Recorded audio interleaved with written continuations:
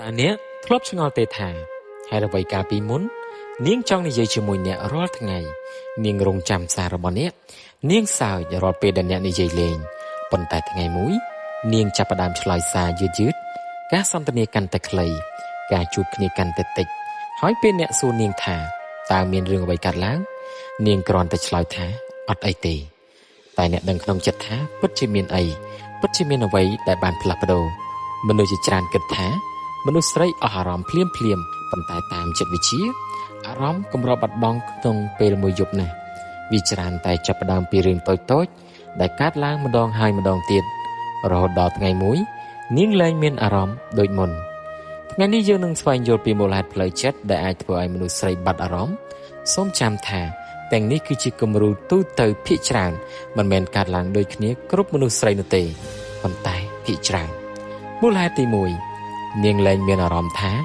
ត្រូវបានយល់ចិត្តមានសំណួរមួយបើមនុស្សស្រីម្នាក់មានបញ្ហាតើអ្វីដែលនាងចង់បានជាងគេបុរសជាច្រើននឹងឆ្លើយថាដំណោះស្រាយប៉ុន្តែជាញឹកញាប់អ្វីដែលនាងចង់បានមិនមែនជាដំណោះស្រាយភ្លាមទេនាងចង់ឲ្យមាននរណាម្នាក់ស្ដាប់នាងយល់នាងនិងទទួលស្គាល់អារម្មណ៍របស់នាងស្រមៃថាថ្ងៃមួយនាងត្រឡប់មកពីធ្វើការនាងនិយាយថាថ្ងៃនេះហត់ណាស់បុរសម្នាក់ឆ្លើយភ្លាមថាអញ្ចឹងឈប់ការងារទៅឬកុំគិតច្រើនពេកឬវាមិនមែនជារឿងធំទេគាត់គិតថាគាត់កំពុងជួយប៉ុន្តែសម្រាប់នាងមានអារម្មណ៍ថាគាត់មិនបានស្ដាប់អ្វីដែលនាងកំពុងនិយាយតតែសោះតាមចិត្តវិទ្យាមនុស្សម្នាក់នឹងមានអារម្មណ៍ជិតស្និទ្ធជាមួយអ្នកនៅពេលដែលពួកគេមានអារម្មណ៍ថាអ្នកយល់ខ្ញុំមិនមែនដោះស្រាយបញ្ហាឲ្យខ្ញុំពេលមនុស្សស្រីនិយាយពីបញ្ហាពេលខ្លះនាងគ្រាន់តែចង់ឲ្យអ្នកនិយាយថាខ្ញុំយល់ថាអ្នកកំពុងហត់ថ្ងៃនេះប្រហែលជាពិបាកសម្រាប់អ្នកបើចង់និយាយឲ្យខ្ញុំស្ដាប់និយាយមកពាក្យប្រមាណម៉ាត់នេះអាចមានតម្លៃជាងដំណោះស្រាយវែងទៅទៀតមានការសង្កេតមួយគួរឲ្យចាប់អារម្មណ៍នៅពេលមនុស្សម្នាក់មានអារម្មណ៍ថាគ្មានអ្នកណាយល់គាត់នឹងចាប់ផ្ដើមនិយាយតិចមិនមែនព្រោះគាត់គ្មានរឿងនិយាយនោះទេប៉ុន្តែព្រោះគាត់គិតថានិយាយទៅក៏គ្មានអ្នកយល់ដែរហើយនេះគឺជាចំណុចដែលគ្រោះថ្នាក់បំផុតក្នុងទំនាក់ទំនងមនុស្សជាច្រើនគិតថាការបែកបាក់ចាប់ផ្ដើមពីការឆ្លោះធំប៉ុន្តែជាញឹកញាប់វាចាប់ផ្ដើមពីការសន្ទនាតូចដែលភាគីម្ខាងមានអារម្មណ៍ថាខ្លួនឯងមិនត្រូវបានគេស្ដាប់ចាប់អារម្មណ៍ខ្លួនឯងត្រូវបានគេមើលរំលងសូមសាកគិតមើលបើរឿងនេះកើតឡើងម្ដងប្រហែលមិនមានបញ្ហាអ្វីនោះទេប៉ុន្តែបើវាកើតឡើងជារៀងរាល់សប្ដាហ៍រាល់ខែរាល់ឆ្នាំតើអារម្មណ៍នឹងទៅជាយ៉ាងណាខ្ទេចខ្ទីអស់ហើយមែនដែរទេមនុស្សស្រីមិនចាប់ផ្ដើមបាត់អារម្មណ៍ព្រោះរឿងធំមួយនោះទេនាងអាចនឹងចាប់ផ្ដើមបាត់អារម្មណ៍ព្រោះនាងមានអារម្មណ៍ឯកាទោះកំពុងនៅជាមួយមនុស្សដែលនាងស្រឡាញ់ក៏ដោយហើយពេលដែលមនុស្សម្នាក់មានអារម្មណ៍ឯកាក្នុងទំនាក់ទំនងការបាត់អារម្មណ៍គ្រាន់តែជាបញ្ហានៃពេលវេលាប៉ុណ្ណោះមូលហេតុទី2ទំនាក់ទំនងคล้ายជាទម្លាប់រហូតមានអារម្មណ៍ចាប់ផ្ដើមថយចុះតើអ្នកធ្លាប់សង្កេតអត់នៅថ្ងៃដំបូងនៃការស្រឡាញ់គ្រាន់តែសារមួយអាចធ្វើឲ្យអ្នកញញឹមពេញមួយថ្ងៃគ្រាន់តែបានជួបគ្នាប៉ុន្មាននាទីក៏មានអារម្មណ៍ថាមានសុភមង្គលដែរពិភពលោកនេះគឺមានតែអ្នកពីរនាក់ប៉ុណ្ណោះគ្រាន់តែបានឮសំឡេងគ្នាបេះដូងក៏លោតញាប់ជាងមុនប៉ុន្តែបន្ទាប់ពីពេលវេលាកន្លងផុតទៅរឿងទាំងនេះចាប់ផ្ដើមคล้ายទៅជារឿងធម្មតាតាមចិត្តវិទ្យាខួរក្បាលរបស់មនុស្សមានទម្លាប់សម្របខ្លួនទៅនឹងអ្វីដែលកើតឡើងដដែលថ្ងៃដំបូងអ្នកអាចទិញផ្កាមួយបាច់នាងរំភើបខ្លាំងប៉ុន្តែបើអ្នកធ្វើដដែលដែលគ្មានអ្វីថ្មីអារម្មណ៍រំភើបនឹងទឹកសំទោសអារម្មណ៍រំភើបនឹងចាប់ផ្ដើមថយចុះនេះមិនមែនមានន័យថានាងឈប់ស្រឡាញ់អ្នកភ្លាមទេប៉ុន្តែខួរក្បាលចាប់ផ្ដើមមើលអ្វីថាធម្មតាសូមស្រមៃថាថ្ងៃមួយអ្នកទិញឡានក្នុងក្តីស្រមៃសប្តាហ៍ដំបូងអ្នកសម្អាតវារាល់ថ្ងៃថតរូបជាមួយវាមើលវាមិនចេះចិនណាយជិះវារាល់ថ្ងៃទៅណាក៏ជាមួយវាប៉ុន្តែប៉ុន្មានខែក្រោយវាคล้ายទៅជាឡានធម្មតាមួយគ្រឿងត្រូវឬអត់មិនមែនព្រោះអ្នកលែងចូលចិត្តវាទេតែព្រោះខួរក្បាលបានសម្របខ្លួនទំនាក់ទំនងក៏ដូចគ្នាបើរាល់ថ្ងៃដូចគ្នានិយាយរឿងដដែលទៅកន្លែងដដែលរស់នៅដោយគ្មានការយកចិត្តទុកដាក់ថ្មីអារម្មណ៍រំភើបអាចនឹងថយចុះប៉ុន្តែមនុស្សជាច្រើនយល់ច្រឡំថាអារម្មណ៍ថយចុះបានន័យថាស្នេហាបាត់ទៅហើយការពិតវាជារឿងខុសគ្នា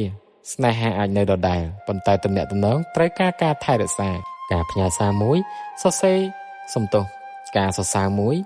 ការចេញដើរលេងជាមួយគ្នាឬការធ្វើអ្វីថ្មីៗអាចជួយឲ្យទំនាក់ទំនងមានជីវិតឡើងវិញមនុស្សជាច្រើនមិនបានបាត់បង់ស្នេហាទេពួកគេគ្រាន់តែ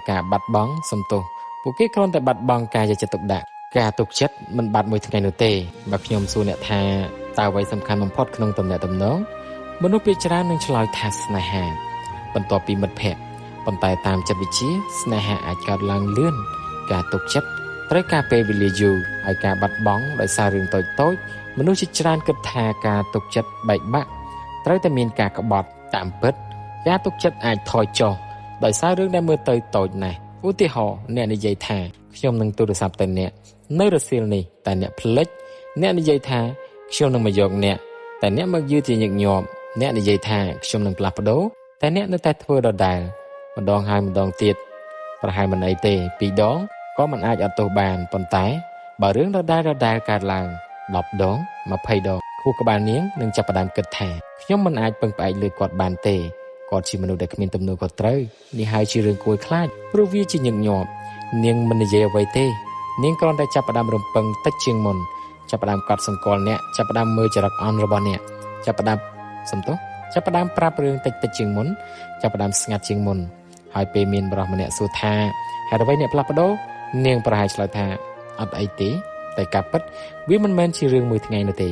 វាជាការខកចិត្តតូចៗដែលប្រមូលផ្ដុំគ្នាវាដូចជាមេរោគដែលបង្ករោគតិចរហូតដល់ក្លាយជាជំងឺមួយដ៏ធំរហូតដល់ក្លាយជាមហារីកដំណាក់កាលចុងក្រោយហើយអស់រយៈពេលយ៉ាងយូរមនុស្សជាច្រើនគិតថា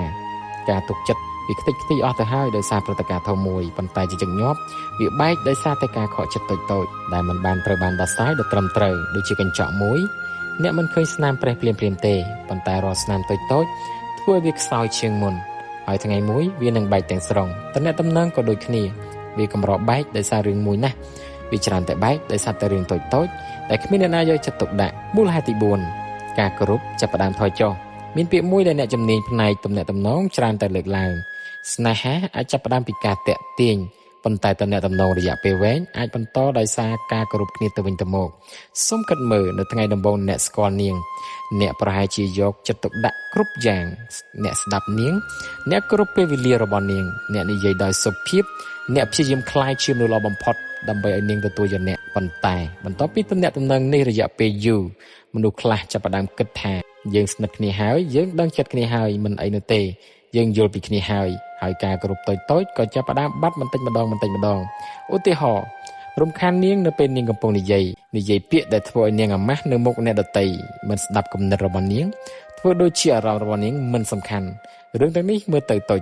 ប៉ុន្តែវាប៉ះពាល់ដល់អារម្មណ៍យ៉ាងខ្លាំងតាមចិត្តវិទ្យានៅពេលមនុស្សម្នាក់មានអារម្មណ៍ថាគេមិនត្រូវបានគោរព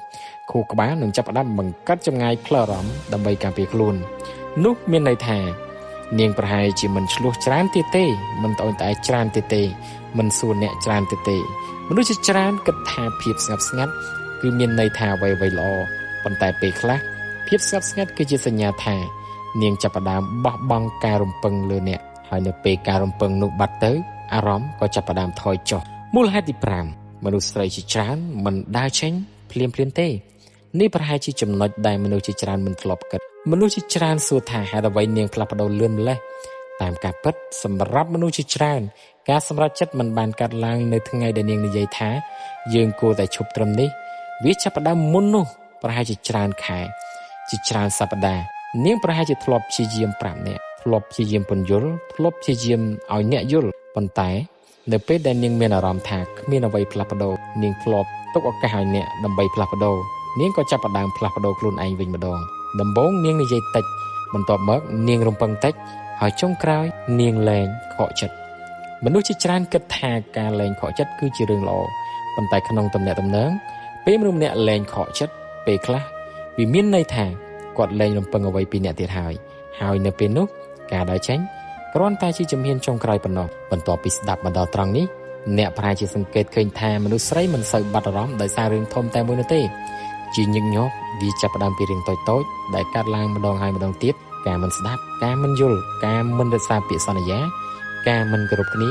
ហើយការទុកឲ្យទំនាក់ទំនងคล้ายទៅជាទម្លាប់ដោយការមិនថែរក្សាប៉ុន្តែមានរឿងមួយដែលសំខាន់ជាងនេះទៅទៀតកុំយកវីដេអូនេះទៅប្រើដើម្បីវិនិច្ឆ័យថាមនុស្សស្រីគ្រប់រូបសុទ្ធតែដូចគ្នា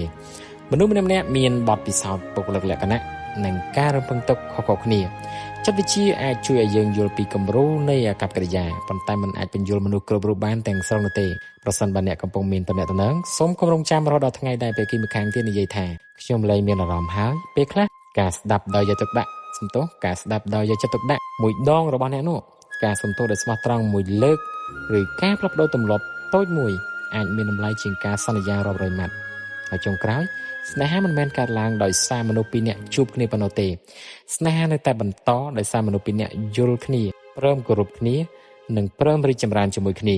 ប្រសិនបើអ្នកចូលចិត្តប្រធានបទឬក៏គំនិតបែបចិត្តវិទ្យាបែបនេះសូមកុំភ្លេចចុច Subscribe ដើម្បីកុំឲ្យខកខានវីដេអូបន្ទាប់ដែលយើងនឹងវិភាគពីអាចកំបាំងនៃចិត្តមនុស្សនិងមនុស្សភាគច្រើនមិនធ្លាប់ដឹងអរគុណសូមចូលរួមខមមិនពាក្យល្អៗខាងក្រោមដើម្បីជាកម្លាំងចិត្ត admin ផលិតវីដេអូតាក់ទងចំណេះដឹងទូទៅនិងចិត្តវិទ្យាផ្សេងៗទៀតជូនពរសុខភាពល្អសំណាងល្អជោគជ័យទាំងអស់គ្នាណាបាយបាយ